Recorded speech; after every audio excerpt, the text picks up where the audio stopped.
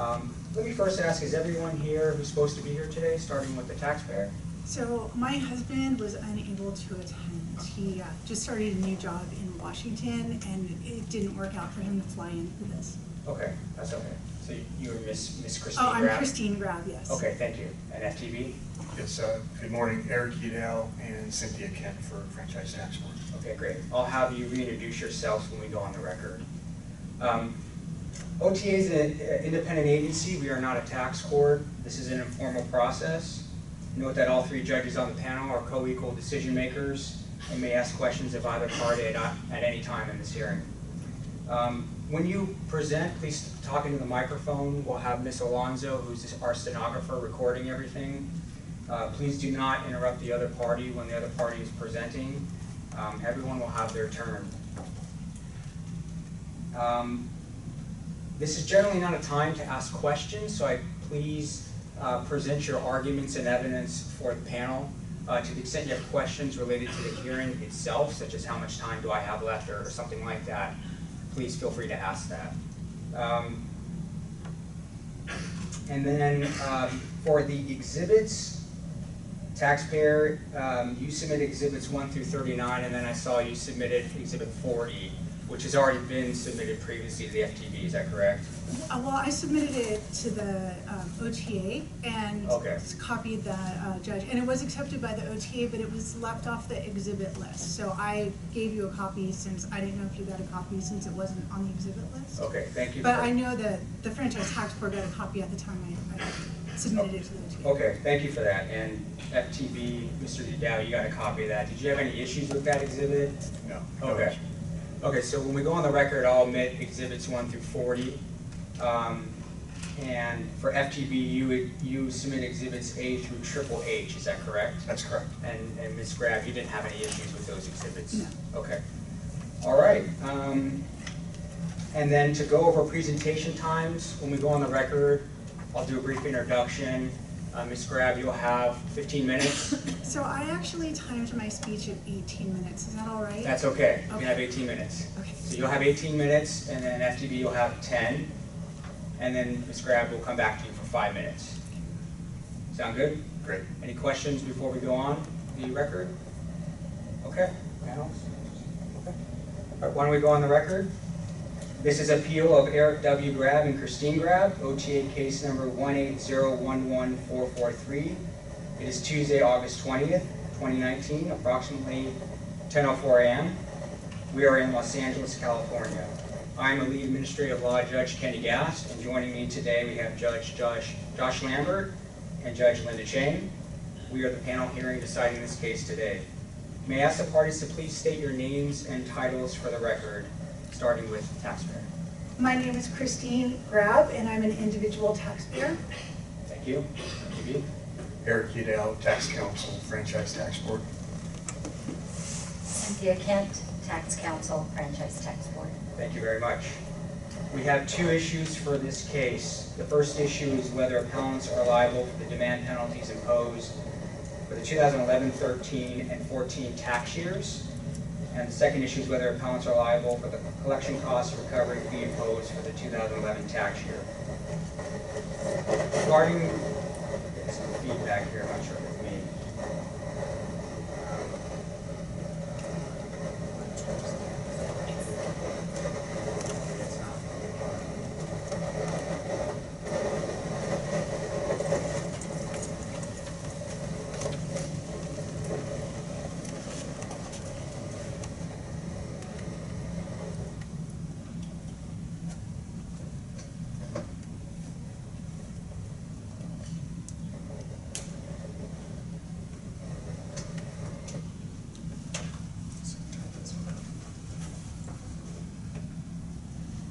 Sorry, just a minute.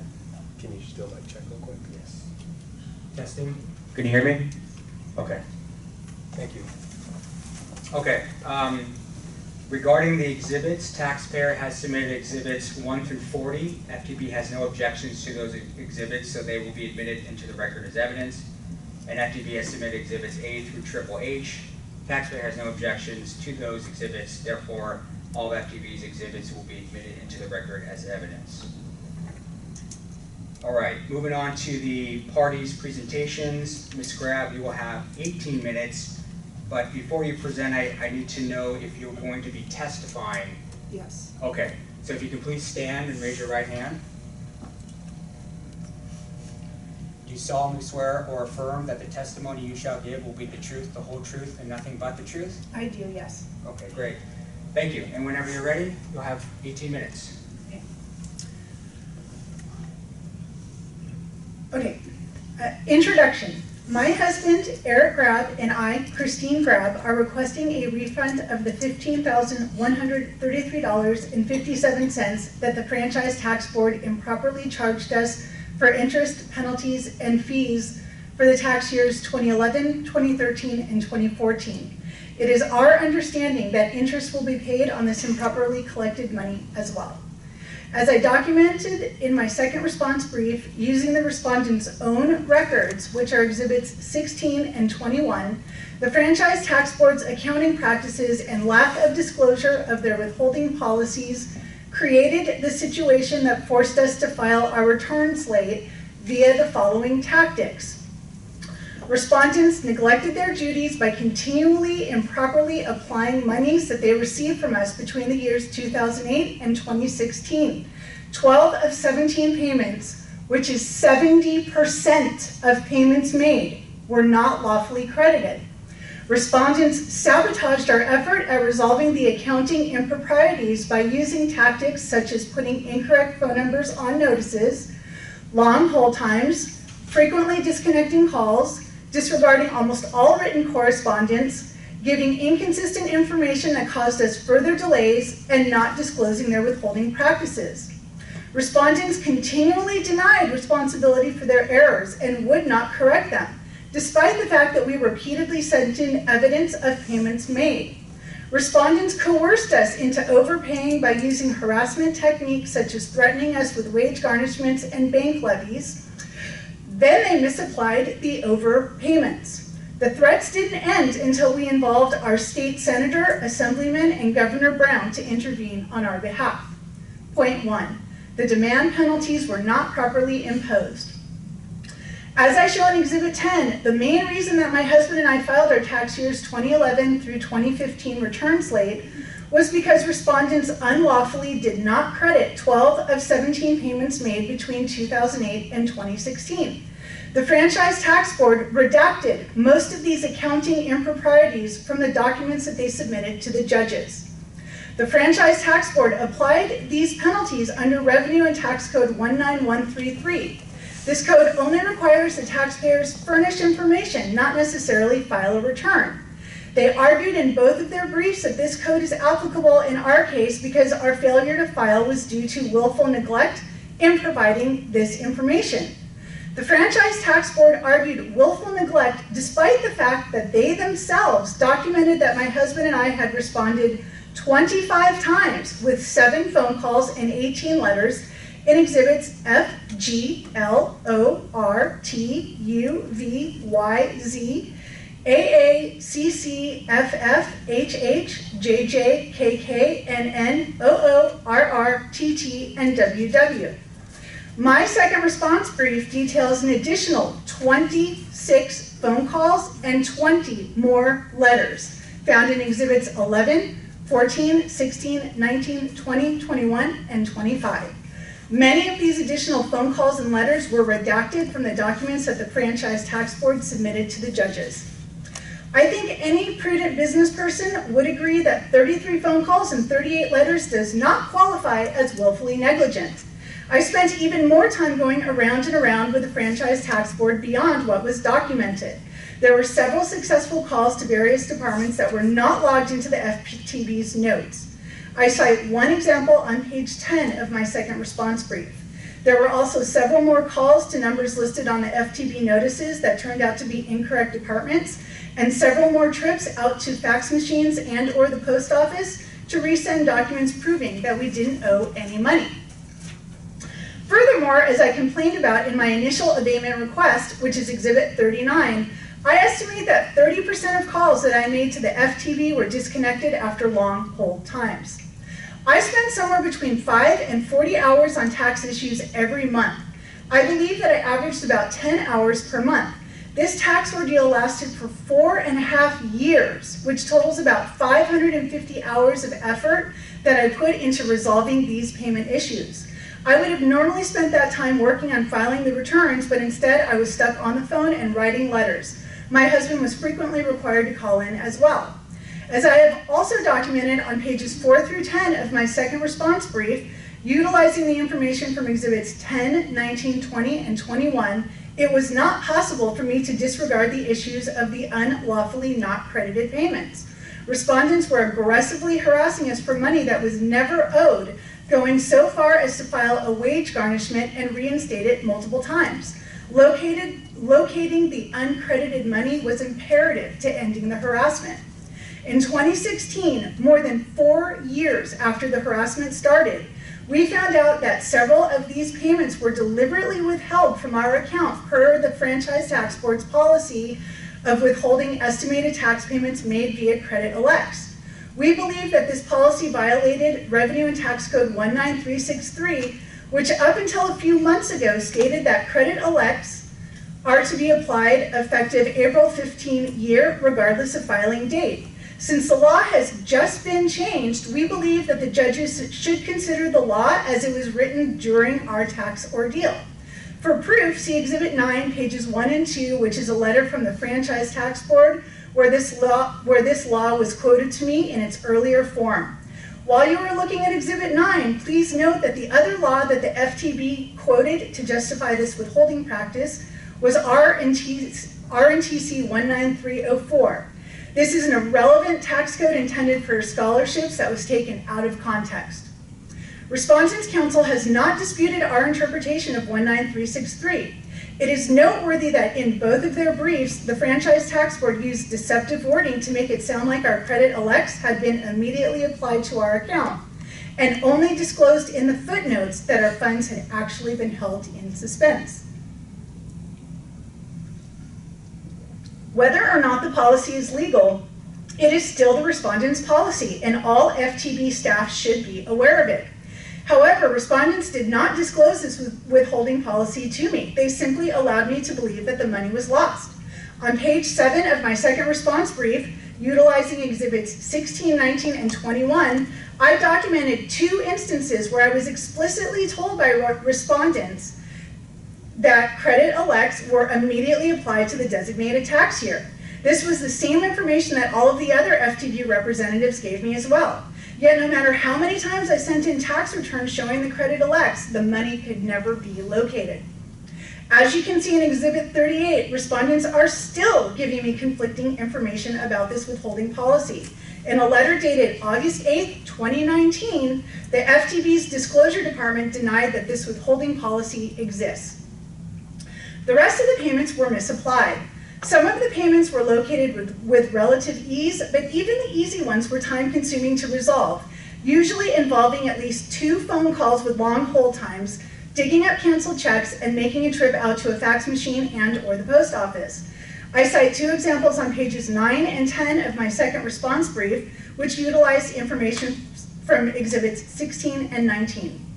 Other lost payments took years to resolve, with countless time-consuming phone calls and letters over those years. On pages 6 and 7 of my second response brief, using evidence from Exhibits 16 and 17, I detail that it took respondents over 3 years to locate the lost $9,000 payment. Once the payment was located, it took respondents yet another 6 months to apply that money to our account. Exhibit 12 shows that the $3,500 payment wasn't fully located until State Controller Betty Yee's office personally intervened on our behalf 7 years after the payment was made. The Franchise Tax Board has offered no explanation as to why so many of our payments were misapplied or why they had such difficulty in locating and reapplying these payments. I believe that any prudent business person would agree that it is better to err on the side of caution by waiting to file the returns until the accounting improprieties were corrected.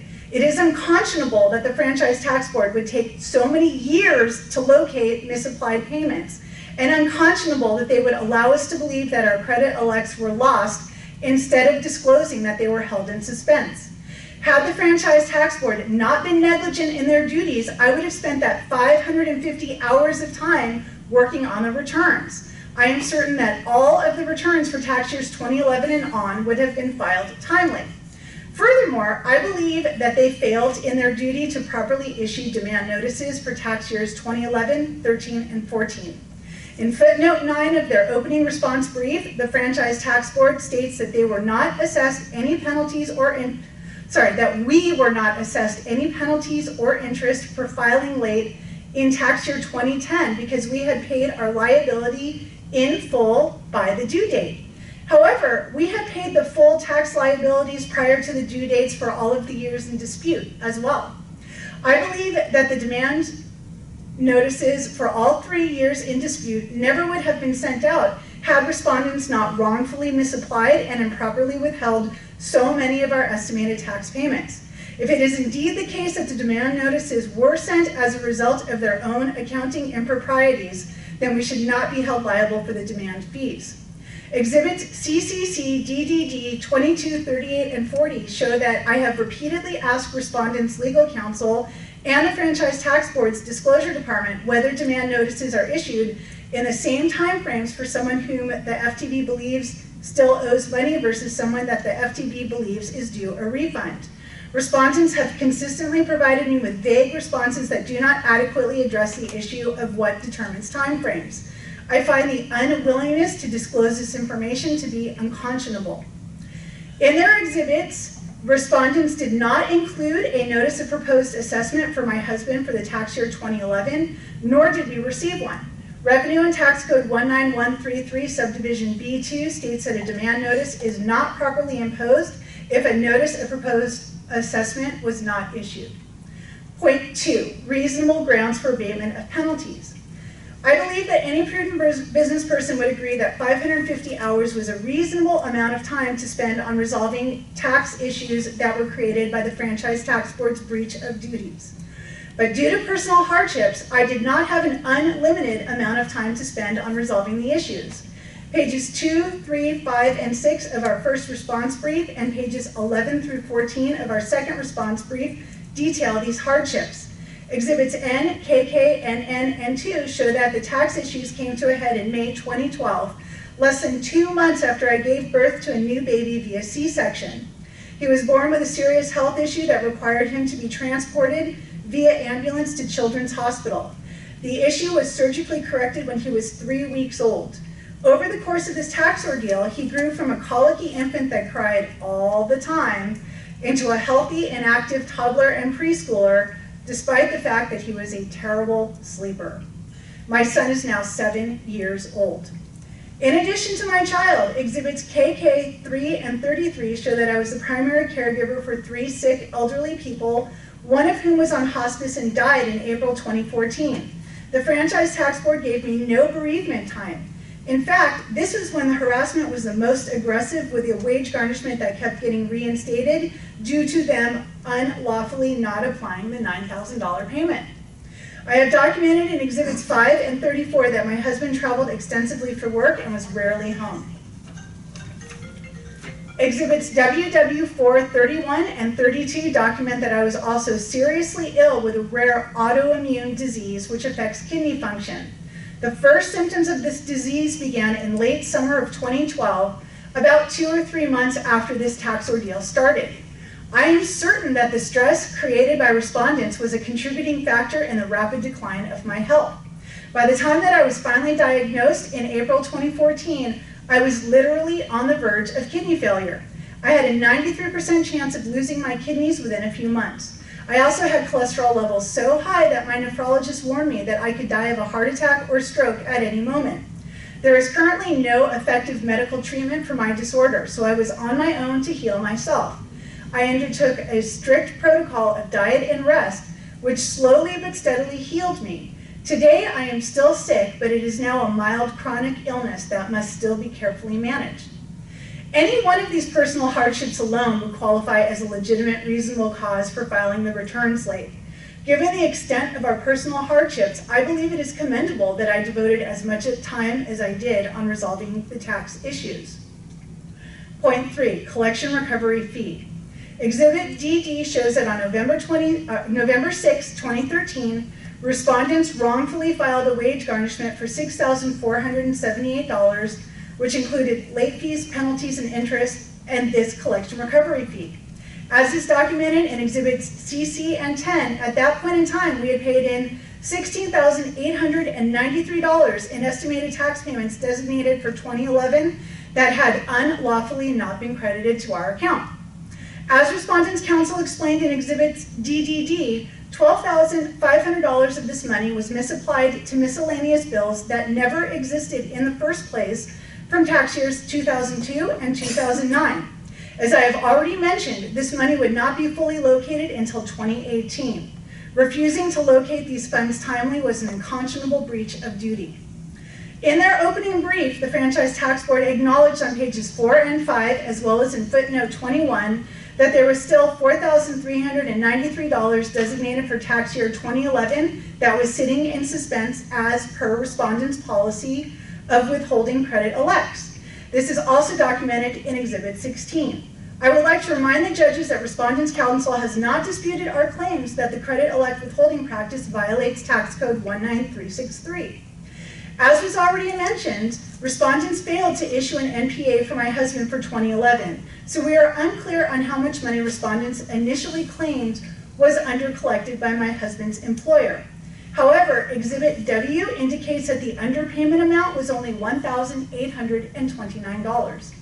That collection fee would unlikely have been imposed if the $4,393 credit elect had been applied in accordance with Tax Code 19363, or had respondents located and reapplied the $12,500 in a timely manner.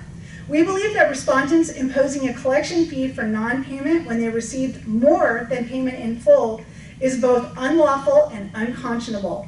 As such, we believe that we should be refunded the full collection fee. Closing. In closing, I would like to remind the judges that the Franchise Tax Board has not disputed any of the facts that I have presented in evidence. It is telling that respondents redacted a majority of these pertinent facts from the documents that they submitted to the judges. I also want to reiterate that at no point in time from 2010 on did we ever owe any tax liabilities. The problems that we experienced were solely a direct result of the Franchise Tax Board unlawfully not crediting our account with the payments that they received. I cannot begin to describe the emotional and physical toll that this ordeal took on me and my family. We believed that trying to get the accounting improprieties rectified was the right thing to do. We feel like we have been deliberately punished for bringing these improprieties to light. In the midst of all of that personal hardship, time was my most precious resource. That 550 hours of time should have been spent caring for myself, my child, and our ill parents. I will never get that time back. Thank you. Thank you very much. Mr. Udall, do you have any questions for the witness? None. Okay. Panel? No questions. Questions? My question. Okay. Mr. Udall, you will have 10 minutes. Thank you. I would just like to open by pointing to FTB's exhibits I, L, M, VV, just as an example, which are a demand for tax returns. And notably, these say it advised the taxpayer that it appears they have a filing requirement. And it says you must file even if you are due a refund. How do I respond to this notice? If you filed already, provide a copy of your return. If you don't have a filing requirement, please describe why you don't have a filing requirement. Or if you have not filed yet, file a return. There are 3 ways to reply. The taxpayers did not reply in either of those 3 ways by the end of the demand deadlines, even the demand deadlines that were extended for a period of time. Second, I'd like to point to the appellant's description of various payment discrepancies, which, if I recall correctly, she said were not resolved until 2018. They were actually resolved in January of 2014, and we have exhibits in the record that show that the appellant called in. We described how those payments were applied and refunded. Of that $12,500, specifically $9,000 was refunded 2 months later, but rather than question that refund, the taxpayers kept the refund, continued to report that on their late 2010 return. The $3,500 is a separate issue, but it was also in part refunded, which was not questioned by the taxpayers until we issued them a notice regarding their 2010 return filed late, stating they overstated their timely payments, and that's where the discrepancy arose with payments. But unlike what you've heard already, that discrepancy was resolved in 2014. Now onto my presentation, I would say that over the course of the appeal, appellants have offered numerous explanations attempting to establish that their failure to file returns as they were required to by filing returns by the demand letter deadlines. It was not due to reasonable cause. As we set forth in our pleadings, the law requiring that the alleged circumstances of any illness must be such that the severity and timing of the illness made it virtually impossible for both taxpayers to comply. And when taxpayers demonstrate a selective inability to perform tax obligations while instead pursuing personal litigation or attending to work pressures, taxpayers must bear the consequences of those choices. The evidence in the record reflects appellants over the course of the demand notices. The deadlines, they were not continuously prevented from filing their returns. Rather, they pursued recreation activities and travel, attended to civil litigation and work affairs over the same course of time. Statements that were made by the appellants in the number of their letters, however, may offer another answer as to why they did not file their returns by the demand deadlines. For example, their early letter dated September 6, 2013, it's labeled as Exhibit V as in Victor in FTB's opening brief, where appellants expressed aggravation with FTB's notices stating they were due a refund and therefore they did not owe the penalty. And in their recent March 29, 2019 supplemental pleading, page 2, paragraph 6, where they state it was reasonable for them to conclude because the IRS does not have a demand penalty, the penalties would be lifted once their timely payments were applied. Taking their own statements into consideration, it was not personal difficulties, the press of business affairs, the pursuit of tenant litigation, and not any accounting questions or any other reason that continuously prevented appellants from filing their returns in reply to the demand letters. Instead, as they have expressed in their letters, it was their consistent belief that timely payments would eliminate any penalties, which appellants then believed there was no consequence and no urgency to comply with the demand letters by filing their returns. In the appeal of Malakoff, the Office of Tax Appeals' predecessor authority, Board of Equalization, addressed this same presumption in its precedential decision, stating, the demand penalty is properly computed on the amount of tax liability determined without applying timely payments, despite the fact that the taxpayer's payments or withholding exceeded the amount of tax due. The Malakoffs, like the appellants here, also held the belief that no penalty would apply because the Malakoffs had sufficient timely payments. However, they still failed to file their returns by the demand deadlines, and the demand penalties applied on the reported tax liability. Finally, there's the issue of the collection fee. The filing enforcement action commenced on tax year 2011 income earned by appellant husband. In the absence of a return filed, in spite of an extension of time granted to comply with the demand, an MPA issued and became due and payable. Billing notices followed, which resulted in collection action, and a collection fee was imposed based on continued non-payment of the proposed assessments balance. Once properly imposed, there's no abatement of the collection fee. And based on what I presented to you this morning, we're asking respectfully that you sustain the demand penalties and the collection fee at issue. Thank you. Thank you. Mrs. Graham, you will have 5 minutes on rebuttal. Okay. I'd like to point out that Mr. Yadao has not denied my claims that the demand notice was sent out improperly, that it would have not been sent out had the payments issues not arisen. He claimed that an MPA was sent out for 2011 for my husband, but there was no copy of that in the documents that Mr. Yadao supplied to the judges, nor do I have one. So I'm pretty sure they never issued one.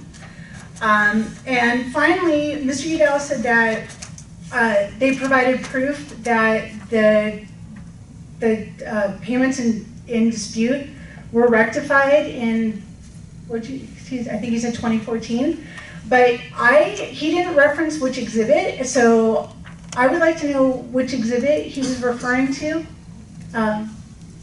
because I don't believe those issues were rectified, and my exhibit 12 shows my complaint letter to Betty Yee about my frustrations about the Franchise Tax Board still, all those years later, not adequately resolving my payment issues.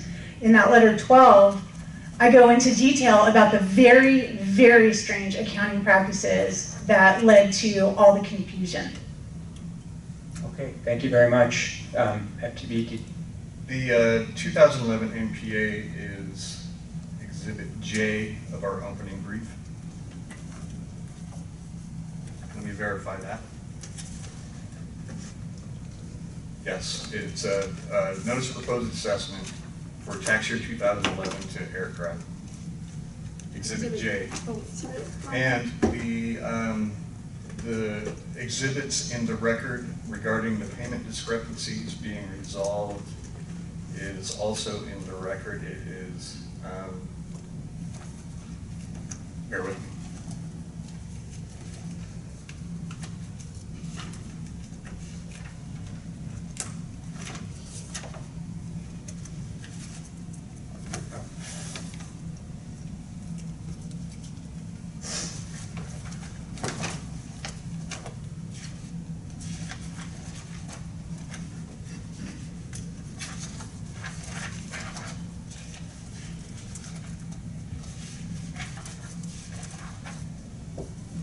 It is appellant's